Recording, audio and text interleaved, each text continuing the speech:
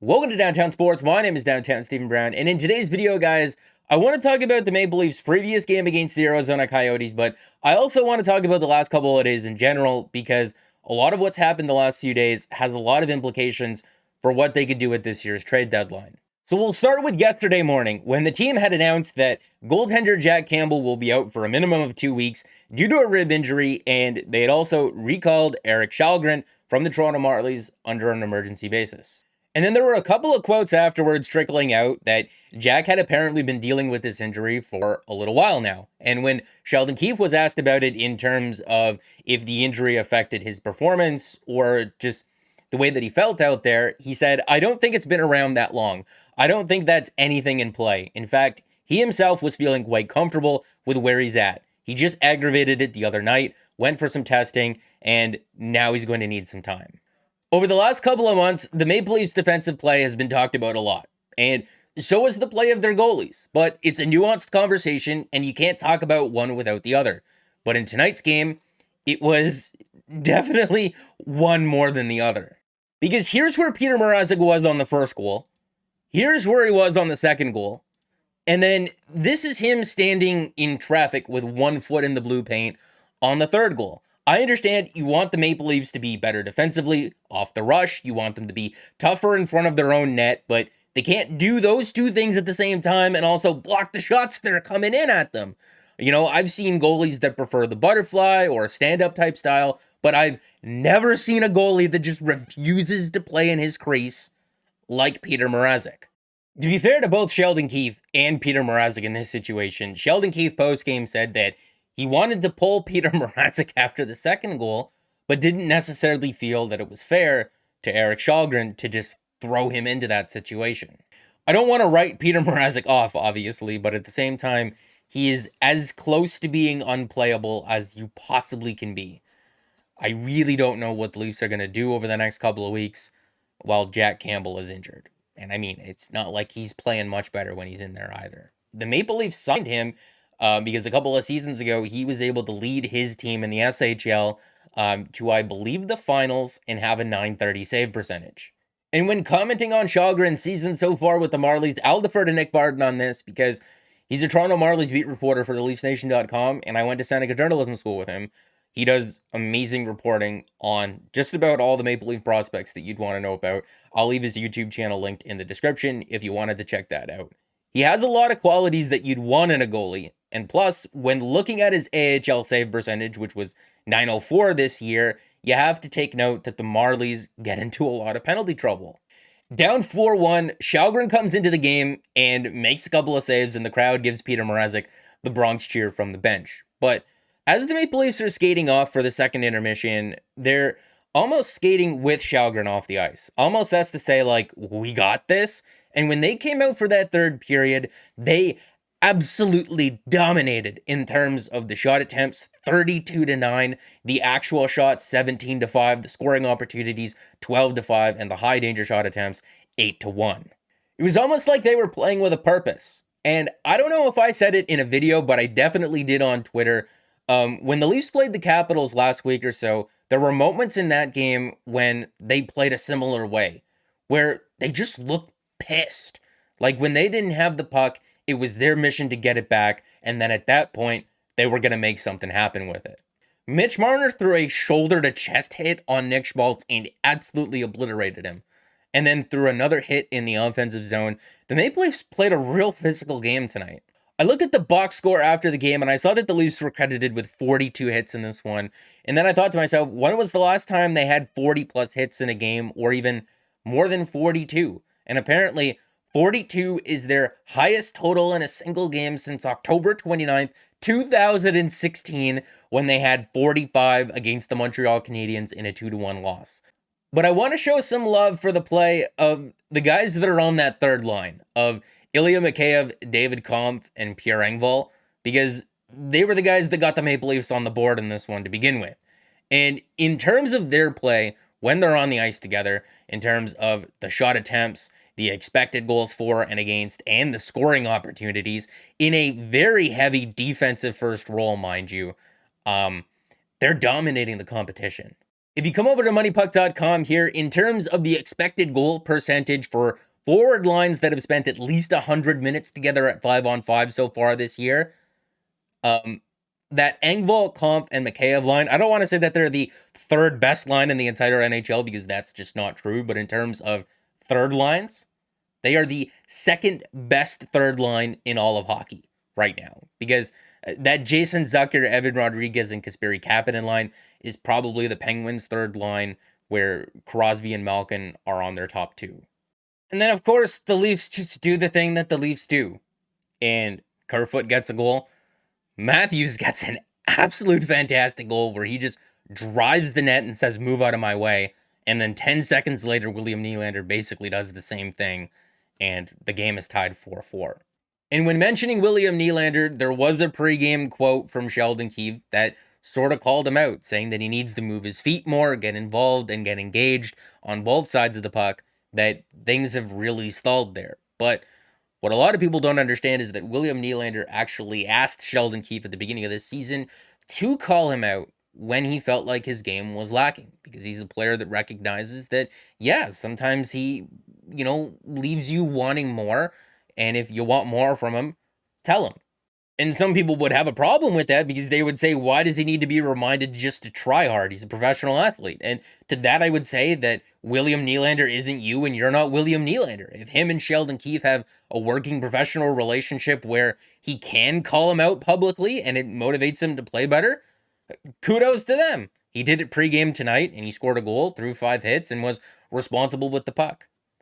And then, of course, the thing that everyone is talking about post-game happens in that 3-on-3 overtime, where Jacob Chychrun holds up Austin Matthews, the Coyotes score, and there's no penalty call. And I want to direct your attention to the eyes of both of these players, where Austin Matthews is looking in front of him at the puck that's just off screen, and Jacob Chychrun is looking at Austin Matthews, and he realizes that Matthews has inside positioning here, and he's not going to be able to catch him. And in the second frame, you can see Jacob Chychrun reach in and grab Austin Matthews either by the arm or by his stick. And in the third frame, you can see that Austin Matthews no longer has inside positioning and can't reach forward to play the puck with his stick because Chychrun grabbed it.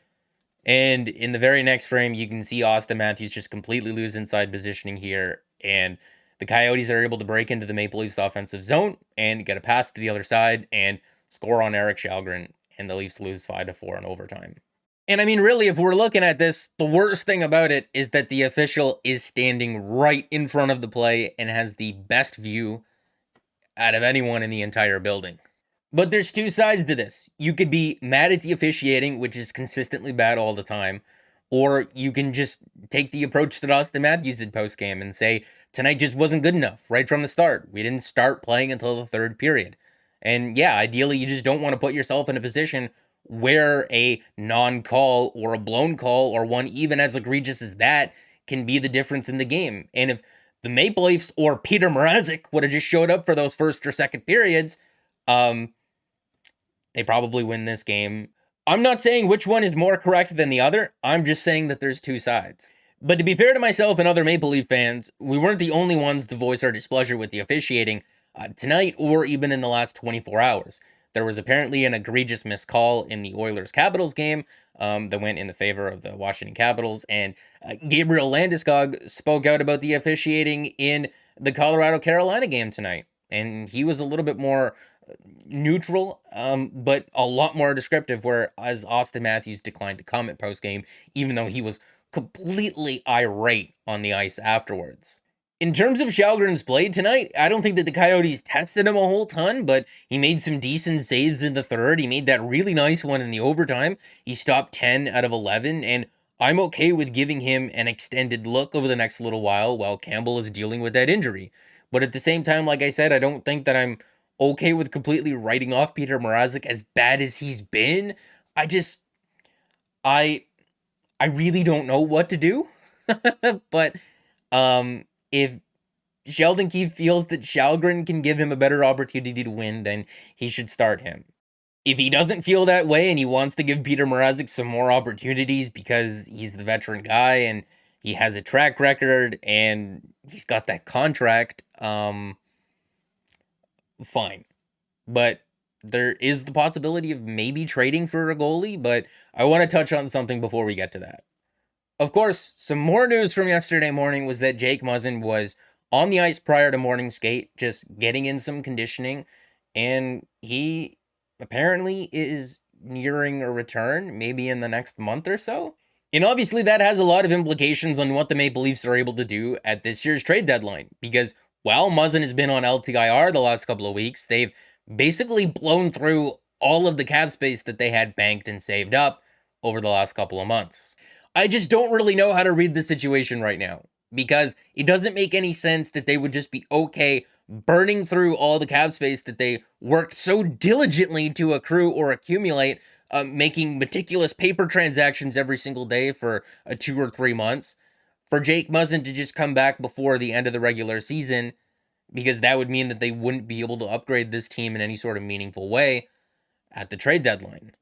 At least not without moving any money off of their current roster. And the idea is that ideally you want to be able to upgrade the roster and create some depth for yourself. Just because he's participating in some conditioning skates does not necessarily mean that he'll be in game shape before the end of the regular season. There is still no set timetable for Jake Muzzin and his return. But if Chris Johnston is saying that maybe he'll be back in about a month or so, and the team keeps saying that they want Jake Muzzin back, and if you look at how much worse the defensive play has gotten since he's been out of the lineup, it would make sense why they want him back. And if you're looking at the way that he plays, especially particularly in front of the net, yeah, you'd want a guy like Jake Muzzin back. But at the same time, he's been basically injured every single playoffs since the Maple Leafs acquired him, either in the playoffs or going into the playoffs. The first year that they acquired him against the Bruins, I think he injured his shoulder or his back before the playoffs. In the Columbus series, he got hurt. Obviously, that's not his fault. In the Montreal series, he had some kind of an injury. It's just, even if he were to come back and play well, I don't necessarily know if they'd be able to count on him. And then if he got injured again, they'd be absolutely boned. So, like I said, I have no idea how to read the situation right now. And I saw this Kyle Dubas quote from last week being passed around with people not being happy about it. And I understand the way that it reads, right? It looks stupid to say that you're not concerned about the Maple Leafs goaltending situation right now.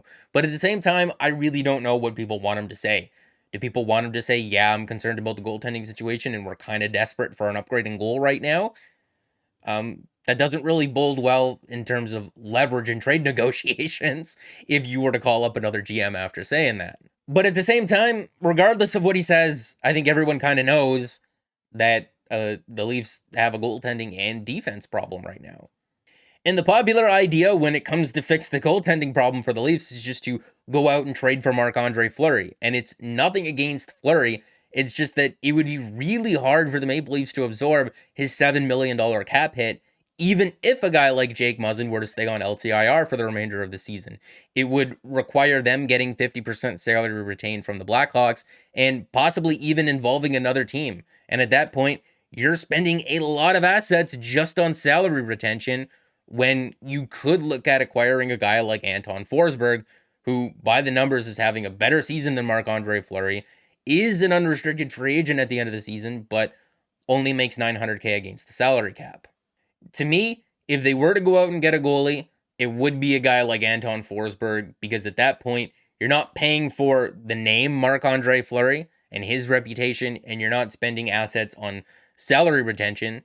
You're just acquiring a guy who's having a good season on a team like the Ottawa Senators, who are not any better defensively than the Toronto Maple Leafs. And I think that's where I'm going to end off the video for today. I talked about a lot of different stuff in this one, so make sure to let me know what your thoughts and opinions are down in the comment section below. And as always, if you liked the video, make sure to leave me a like and subscribe for more, because more is always on the way. And guys, I'll see you in the next one.